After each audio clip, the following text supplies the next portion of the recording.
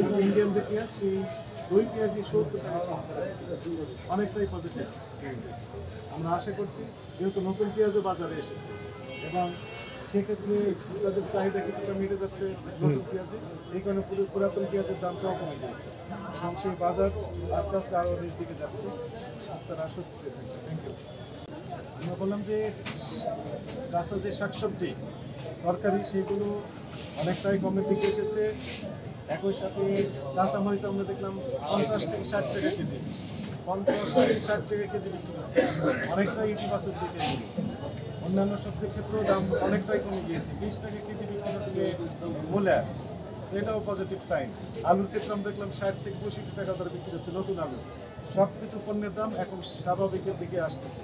আমরা খুবই অপটিমিস্টিক যে ওইখানে ভেরি সপ্তাহে আরও কমে যাবে এই সকল পণ্যের দাম এবং ভোক্তাদের নাগালের তারা সন্তুষ্ট প্রকাশ করবে।